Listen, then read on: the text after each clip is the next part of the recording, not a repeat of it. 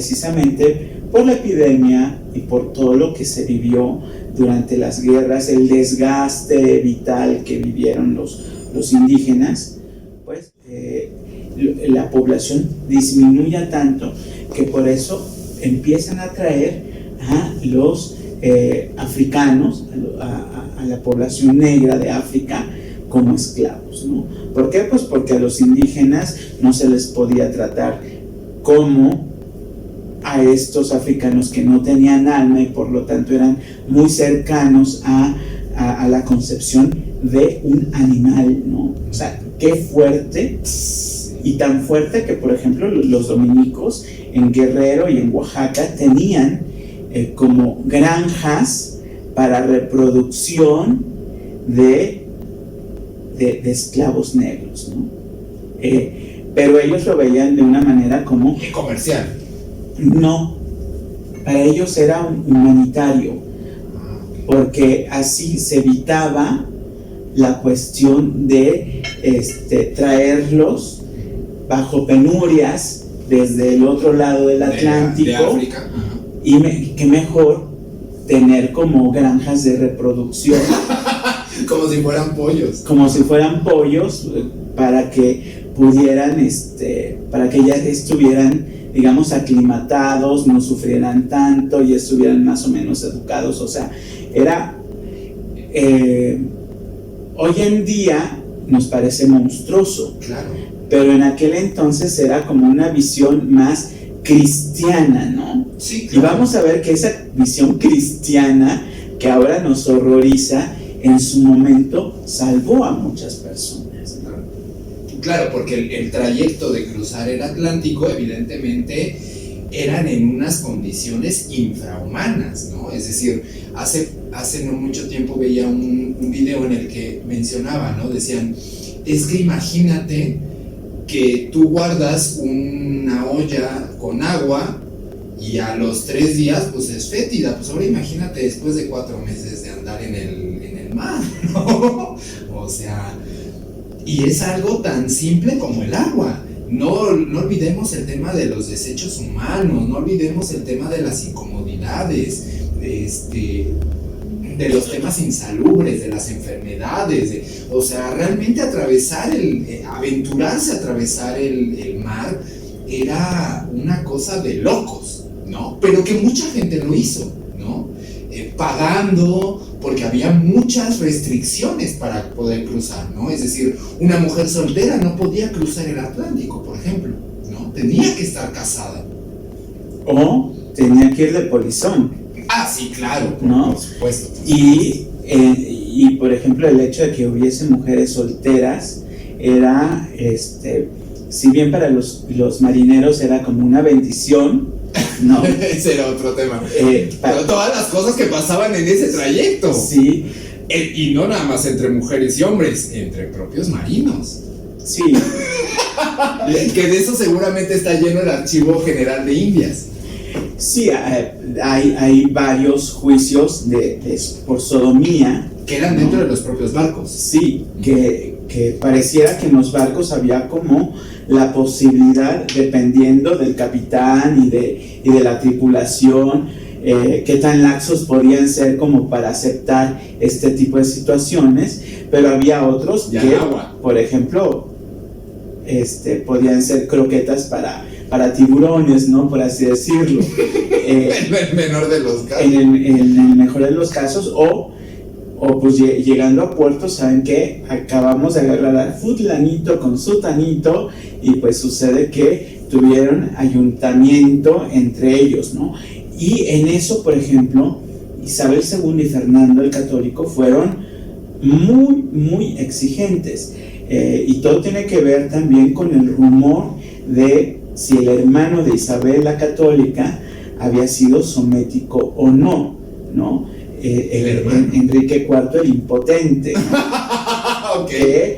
Pues la hija de Enrique IV presuntamente era la hija de Beltrán de la Cueva, por eso era la Beltraneja, ¿no? Y entonces se le atribuye a Enrique IV pues aficiones moras, ¿no? Los moros eran quienes, curiosamente ahora... Nuevamente esta comparación sí, entre lo indígena y lo moro. Y curiosamente hoy en día los moros son quienes utilizan la sharia para el apedreo para pelear, ahorcar, latigar y demás. Y que sigue estando vigente aparte. Pero en aquel entonces, en los reinos moros, en los reinos taifas, pues era permisible, ¿no? El amor entre hombres, o sobre todo entre el hombre mayor y el efebo, era como uno de los mayores placeres. Claro. En una cultura islámica de avanzada, en una cultura islámica que había adoptado, por ejemplo, costumbres griegas y romanas, ¿no? Y que bueno, por lo menos ya no se echaban a los camellos. que de eso han culpado al profeta durante siglos, al pobre profeta, ¿no? Entonces, y digo pobre porque lo han acusado sin saber si no o si cómo, ¿no? Porque yo creo que un camello no ha de ser nada... Pues nada más por la altura. Digo, darle al camello, pues está como cañón. Y creo que no son muy amables los camellos. Y con esas pezuñas no deben de ser tan fáciles de montar. Entonces, bueno, pues estamos viendo que ellos lo que hacen es legislan en contra de la sodomía. La sodomía es este presunto pecado por desobedecer un mandato divino, y entonces los de Sodoma quisieron conocer sexualmente a los ángeles, ¿no? Según esto, y por ello la sodomía era un delito de lesa majestad, ¿no? Uh-huh. De lesa majestad era que, pues, ofendía directamente a la corona, al rey y a Dios, ¿no? Pero sobre todo a Dios. A Dios, sí. Y entonces, bueno, pues llegaba el marino somético y pues lo enjuiciaba, ¿no? O llegaba cualquier somético y era enjuiciado, ¿no? Y, por ejemplo, de los casos tempranos en estas tierras está el último Canzonsin, Purépecha, Tanzongán II, hacia Michoacán, que él, al igual que muchos otros nobles, tenía su corte, su harem de chicos con el que también disfrutaba, y pues la primera vez, pues él había sido un gran aliado durante, pues para empezar, no había apoyado a los anahuacas, ¿no? A los anahuacas. Sí, se había negado incluso a apoyarlos, porque sí le pidieron ayuda, pero él dice, yo no le entro a ese relajo. Y es muy curioso porque ellos ya, mientras los anahuacas seguían en edad de piedra, ellos ya empezaban a descubrir el bronce, ¿no? Ok. ¿No? Ellos ya tenían una cultura todavía más avanzada. Más bien el cobre. Ellos ya habían descubierto el cobre. Y no por nada, hasta la fecha siguen siendo majestades en el trabajo en cobre. En cobre. Y entonces ellos ya tenían almas en cobre, ¿no? Que ya era un poquito más difícil para los hispanos. Sí, claro, ya no era la obsidiana tallada a piedra, ¿no? Uh-huh. Ya era cobre, ¿no? Ya eso sí corta. Bueno, la obsidiana también corta, ¿no? Sí, hace poco leía muy fino, al grado de una micra prácticamente. Pero pues ya... Sí, claro, no era lo mismo, ya era una avanzada. Ya era un avance en la tecnología militar, ¿no? Sí, por supuesto. Porque se ocupaba incluso, evidentemente, para poder fundir el cobre, pues se utilizaba calor. Uh-huh. Y entonces, pues, en un momento dado, le abren un juicio primero por sodomía. Pero como es un actor político muy importante en la conquista del norte, ¿no? El reino de Michoacán, o el imperio de Purépecha, por así decirlo, es un paso obligado, pues lo respetan, ¿no? Ya cuando Cortés tiene que irse a España a pedir que no le quiten el marquesado, no le quiten el y poder, que no le quiten que el virreinato, que aparte Cortés es el primer virrey de México, bueno, de la Nueva España. Pues no es el primer virrey, pero sí fue el primer gran gobernante, ¿no? Pero cuando la corona dijo, esto es mucho poder para un solo hombre. Porque pues, aparte se agarraba, además del quinto real, él se agarraba otro tanto idéntico, ¿no? Que era para él. Entonces lo que la corona dijo es, pues vamos a crear una primera audiencia, ¿no? Y entonces ahí entra Nuño de Guzmán, ¿no? Y Nuño de Guzmán dice, pues yo también quiero hacer méritos para tener algo similar a Cortés, ¿no? Pues un marquesado, algo. Oye, pues le dieron el marquesado de Oaxaca, no nada más ni nada menos a Cortés, ¿no? Claro. Y entonces ya con Nuño dice, pues yo me voy al norte. Y se fue al norte. Entonces él es el que descubre a los de Texas. Pues no llega tanto, pero se acerca, ¿no? Él llega, digamos que por ahí de Guadalajara, por ahí del Bajío, Querétaro, llega rascando Montegay. Ya desde entonces. Pero pues tiene que pasar evidentemente por el Imperio Purépecha, ¿no? Y entonces él lo que dice es, pues ya el Canzoncín ya no es tan aliado, ya se está convirtiendo en un dolor, de una piedrita en el zapato, y entonces le abrimos un segundo juicio. Y le abren un segundo juicio por sodomía. Por sodomía, igual. Y entonces, a mí siempre me gusta decir que cuando festejen el 14 de febrero, pues también es una conmemoración por el sacrificio de una jotita. De una jotita prehispánica, que es el gran Canzoncín del Imperio Purépecha, ¿no? Entonces, lo queman, ¿no? Y eso, pues, hay que ver que, al igual que en muchos momentos de la historia, a veces puede que sí haya sido sodomita, puede que no haya sido sodomita, pero era una manera de deshacerse de un actor político. Mátalos en caliente.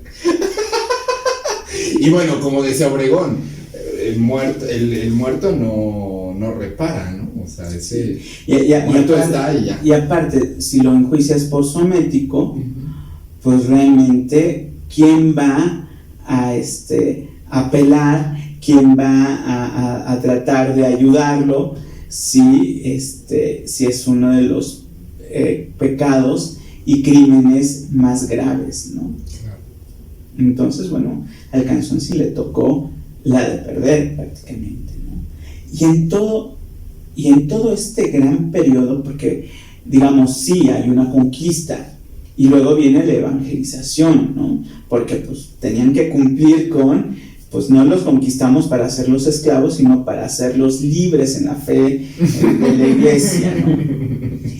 Y para ello, pues evidentemente tuvieron que pasar décadas en estar llevando misioneros, evangelizando, diciéndole, eso no se hace, eso es malo, la bigamia no está bien vista, la poligamia tampoco, el incesto menos, la zoofilia, bueno, creo que desde época prehispánica tampoco ellos. Pero sigue estando actualmente, es decir, sí. en muchos pueblos o en muchas regiones de México sigue estando actualmente la práctica zoofílica, ¿no?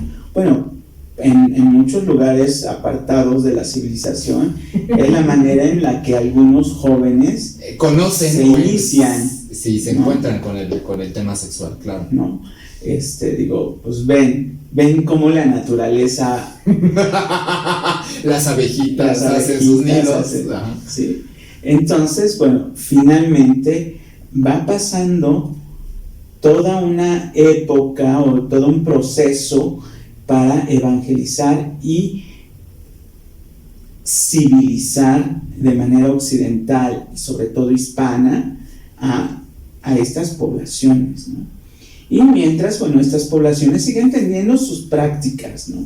De hecho, digamos, si bien a Canzonsin y a otros nobles los ejecutan, ya sea por sodomía o por canibalismo o por politeísmo, ¿sí?, que eran las maneras en que eran ejecutados estos nobles, que podían ser un dolor para cualquier gobernante hispano en estas tierras. Bueno, pues a los macehuales, a aquellos que eran pueblo, pues era un rango más abajo. Un rango más abajo, pues todavía se les perdonaba, porque decían, bueno, es que están aprendiendo, ¿no? Es que están dejando. No les podían exigir tanto, ¿no? Porque, sí, bueno, estaban en ese proceso de aculturación. Dirían nuestras compañeras trans, están en este proceso de transición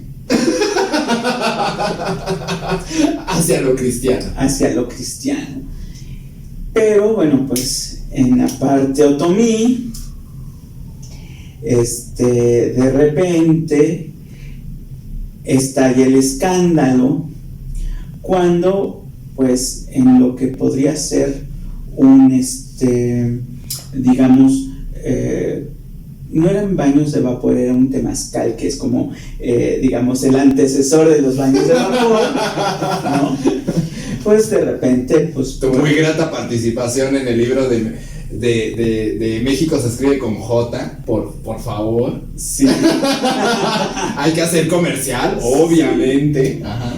Ahí, pues, por ejemplo, se acabó la inocencia, porque, bueno, pues se encuentran en este baño de temazcal tanto a indígenas como a españoles, como a negros, como a mestizos, como a un mundo entero que participa. Y todo el significado que tiene el temazcal, es decir, este vientre materno, este calorcito, y esta parte muy erótica, es decir, para quienes hemos vivido un proceso de temazcal, la verdad es que es un proceso bien erótico, ¿no? El vapor, las piedras, la música, o sea, una serie de cosas o de simbolismos que no sé si hacen efecto en la psique de cada persona, pero para quienes hemos vivido un temazcal es súper erótico.